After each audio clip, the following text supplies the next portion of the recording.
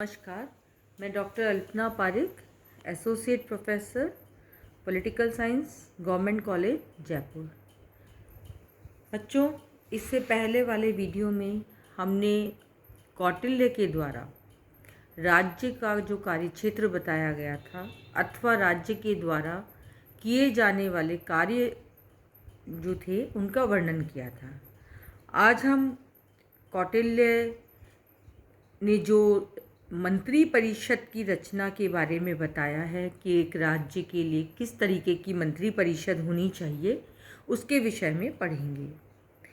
देखिए, कौटिल्य ने शासन की शक्ति को संस्थागत माना है। संस्थागत का मतलब क्या है कि शासन की शक्ति एक व्यक्ति के हाथ में नहीं होकर बल्कि संस्था में वर्गीकृत और विभाजित हो।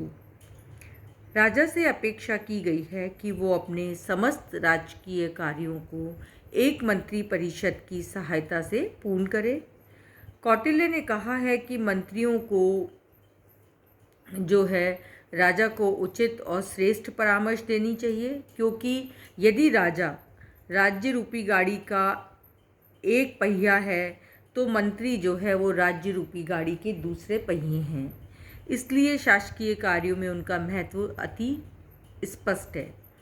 सबसे पहली जो बात कही कौटिल्य ने, वो उन्होंने मंत्री परिषद की संरचना के बारे में बताई, यानी कि मंत्री परिषद में कितने मंत्री होने चाहिए और उनकी नियुक्ति कैसे होनी चाहिए।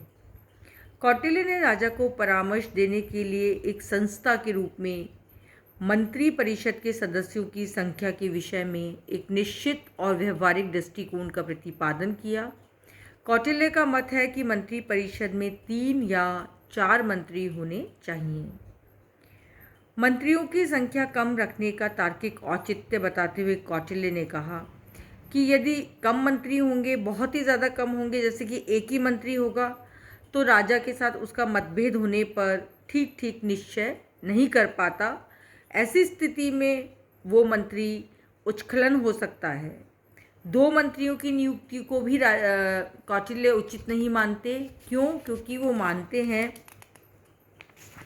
कि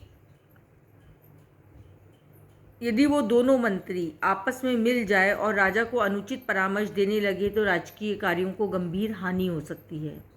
यही आशंका व्यक्त करते हुए कौटिल्य ने ये भी माना कि 2 मंत्री परस्पर दुर्भी संधि करके राजा के विरुद्ध षड्यंत्र भी कर सकते हैं। कौटिल्य की मान्यता है कि यदि 3 या 4 मंत्री नियुक्त किए जाएंगे तो इस प्रकार की कठिनाई उत्पन्न होने की आशंका कम रहेगी और राजकीय कार्य ठीक ढंग से संचालित होगा। साथ ही साथ 4 और 4 से अधिक मंत्री यदि रखे जाएंगे तो संख्या अधिक होने पर परामर्श और विचार विमर्श की गोपनीयता भंग होने को खतरा हो जाएगा। अतः उनके अनुसार मंत्री परिषद में 3 या 4 मंत्री होने चाहिए। कौटिल्य ने राजा को मंत्री परिषद में लगभग 4 मंत्री नियुक्त करने का परामर्श देने के साथ ही मंत्री परिषद के सदस्यों की संख्या के विषय में राजा को परिस्थिति और आवश्यकता अनुसार व्यवहारिक दृष्टिकोण अपनाने की सलाह भी दी। मान लीजिए कि परिस्थितियां ऐसी है कि और अधिक मंत्रियों की ज़रूरत है तो राजा को अधिक मंत्री नियुक्त कर लेने चाहिए।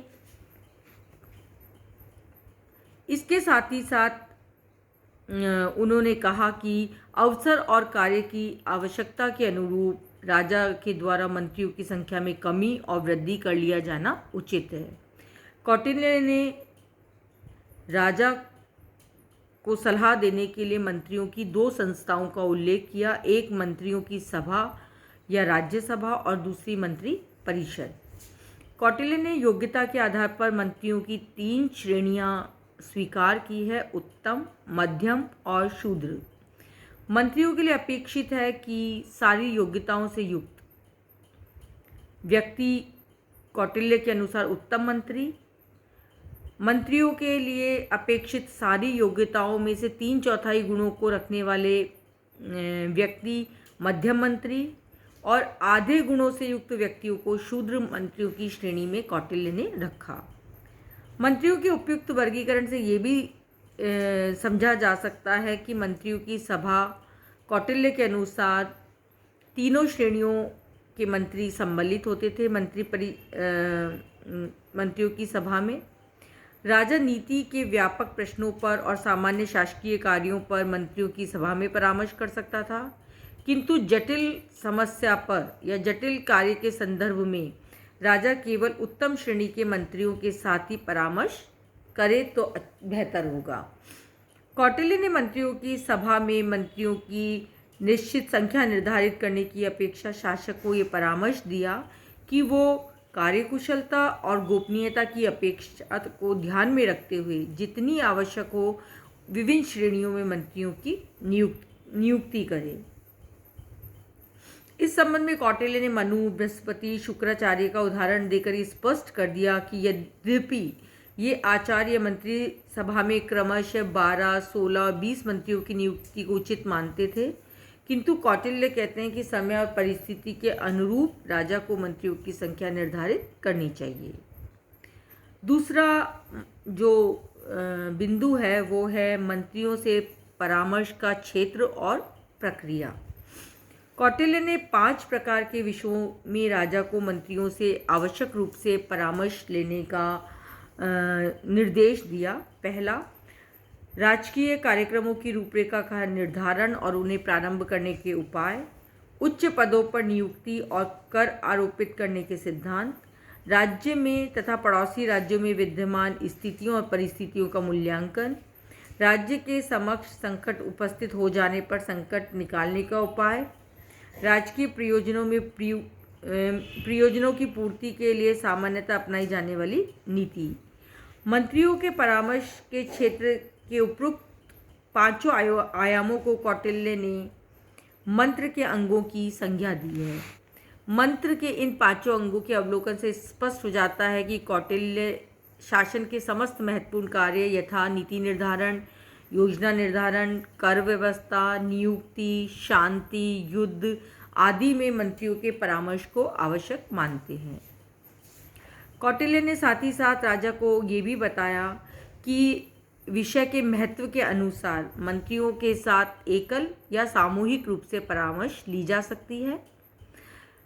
कौटिल्य ने यथासंभव राजा को सामूहिक परामर्श लेने का सुझाव दिया, लेकिन कौटिल्य ने ये भी कहा कि राजा को मंत्रियों द्वारा कहे गए कथनों का विवेकपूर्ण विवेचन करने के पश्चात न तो मंत्रणा को ज़्यादा लंबा खींचना चाहिए और न ही निर्णय में अनावश्यक विलंब करना चाहिए।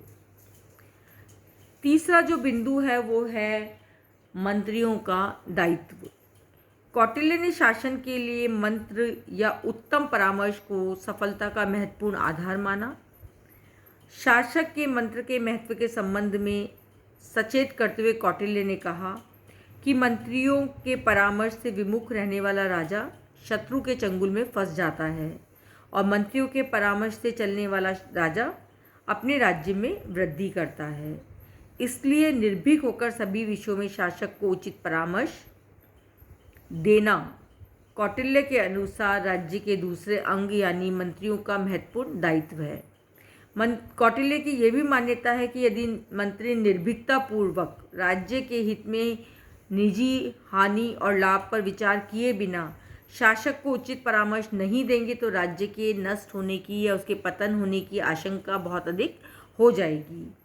कौटिल्य ने साथ ही साथ ये भी कहा कि जब शासक उचित या अनुचित का निर्णय लेने में स्वयं समर्थ नहीं होता या भ्रम में फंस जाता है तो मंत्रियों का उचित परामर्श ही उसे दीपक के समान प्रकाश दिखाता है।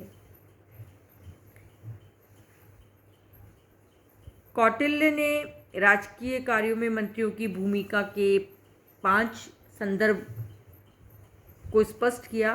पहला, राजा द्वारा लिए जाने वाले विषयों की पूर्णता के साथ और सही संदर्भ में प्रस्तुत करना, विचारों के लिए उपस्थित हुए विषयों में निर्णय करने में राजा की सहायता करना, राजा के द्वारा यदि कोई निर्णय कर लिया गया है तो उसका मूल्यांकन करना, यदि किसी बिंदु पर मतभेद हो तो इस प्रकार का परामर्श देना कि कोई संशय ना रह जाए, और शासकीय निर्णयों को क्रियान्वित करना।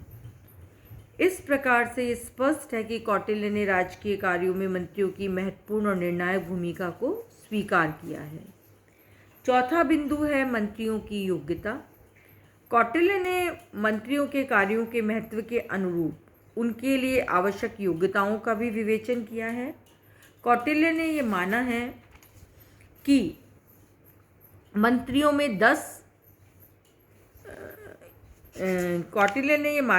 मंत्रियों में निम्नलिखित योग्यताएं होनी चाहिए। पहला, स्वदेश में जन्म, विद्वता एवं गंभीरता, कार्यकुशलता, ओजस्वी वक्तव्य देने की क्षमता, उत्साह और प्रभावशीलता, अविलंब निर्णय लेने की क्षमता, पवित्र आचरण, स्नेह की प्रवृत्ति, राज्य भक्ति, शारीरिक और मानसिक क्षमताओं से संपन्न, लोकप्रियता, जड़ता एवं चपलता का अभाव, अकारण लोगों से बैर और मोल लेने की प्रवृत्ति का अभाव।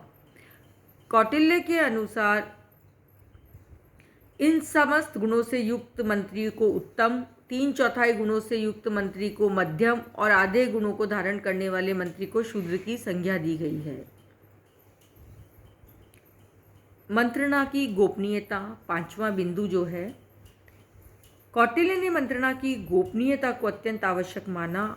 मंत्रणा गोपनीय रहे, इस दृष्टि से कौटिल्य ने मंत्रणा के लिए उपयुक्त स्थान और उपयुक्त समय का चयन भी आवश्यक माना। उनके अनुसार मंत्रणा का स्थान इतना सुरक्षित होना चाहिए कि वहाँ होने वाली बातचीत कोई ना सुन सके। इसलिए कौटिल्य कहते थे कि मंत्रणा के स्थान पर पशु पक्षी भी उपस्थित नहीं होने चाहिए। कौटिल्य ने राजा को इस बात के लिए भी सचेत किया कि उनकी भंगिमाओं आदि से भी मंत्रणा की गोपनीयता प्रकट ना हो। अतः राजा को मंत्री परिषद से परामर्श करने के उपरांत लिए गए निर्णयों की क्रियान्विति से पूर्व अपनी भावभंगिताओं के माध्यम से प्रकट नहीं होने देना चाहिए कि निर्णय क्या लिया गया। कौटिल्य ने राजा को इस बात के लिए भी सतर्क किया कि कई बार मंत्री भी अपने विश्वास के अन्य लोगों को मंत्रणा के बारे में बता सकते हैं, अतः उन पर भी निगाह रखनी चाहिए। साथ ही साथ कौटिल्य कहते हैं कि मंत्रणा की गोपनीयता के लिए राज्य की सुरक्षा और हितों से जुड़ा हुआ बहुत ही महत्वपूर्ण बिंदु ये है कि मंत्रणा जो भी हो वो गोपनीय रहे। अतः यदि कोई व्यक्ति मंत्रणा की गोपनीयता को खंडित करता है तो उसे दंडनीय अपराध दिया जाए। मंत्रणा की गोपनीयता को भंग करने के अपराध में कौटिल्य ने देश निकाला या मृत्युदंड जैसे कठोर कारावास की बात कही। छठा है मंत्रियों पर नियंत्रण। कौटिल्य की मान्यता है कि यदि मंत्री स्वार्थ से मुक्त रहकर राजा को उसके हित के लिए परामर्श नहीं देंगे तो राज्य के हितों के समक्ष गंभीर खतरा पैदा हो जाएगा। अतः कौटिल्य ने राजा को ये भली भांति सुनिश्चित करने का परामर्श दिया कि उसके मंत्री राज्य के विरुद्ध कोई षड्यंत्र तो नहीं कर रहे या किसी प्रकार के भ्रष्टाचार में लिप्त तो नहीं हैं। कौटिल्य ने गुप्त उपायों द्वारा अमात्य और मंत्रियों के आचरण का परीक्षण करते रहने का भी परामर्श दिया। गुप्तचरों के माध्यम से समय समय पर अमात्यों यानी मंत्रियों की परीक्षाएं होती रहनी चाहिए, जैसे कि पहले है धर्मोपदा, अर्थात धर्म के द्वारा मंत्री के हृदय की पवित्रता का परीक्षण। कामोपदा, अर्थात स्त्री समागम के अवसर उपस्थित करने के द्वारा उनके चाल चलन का परीक्षण करना। अर्थोपदा, अर्थात गुप्त उपायों के द्वारा मंत्री को धन का लोभ दिखाकर उसके आचरण का परीक्षण करना। भयोपदा, अर्थात भयभीत करके शासन के विरुद्ध आचरण करने के लिए उसे प्रेरित करना और उसकी निष्ठा का परीक्षण करना। कौटिल्य ने राजा को परामर्श दिया कि वो अर्थ, धर्म, काम, भय द्वारा परीक्षित पवित्र आचरण करने वाले मंत्रियों को उनकी क्षमताओं के अनुसार विभिन्न कामों में नियुक्त करे, किंतु मंत्रियों के कार्यों की निगरानी अत्यंत सतर्कतापूर्वक करते रहे। क्यों? क्योंकि यदि मंत्रियों को ये पता चल जाएगा कि उनके आचरण की निगरानी रखी जा रही है तो राजा की लोकप्रियता कम हो सकती है।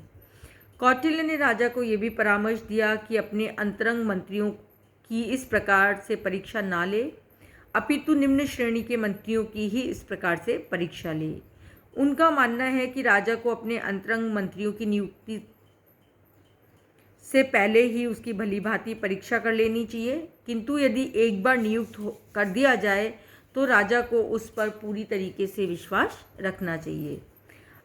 आज हमने मंत्री परिषद के बारे में पढ़ा है। कल हम देखेंगे कि शासक पर किस तरीके से नियंत्रण रखा जाता है, अर्थात राजा की शक्ति पर किस तरीके से नियंत्रण होता है। धन्यवाद बच्चों।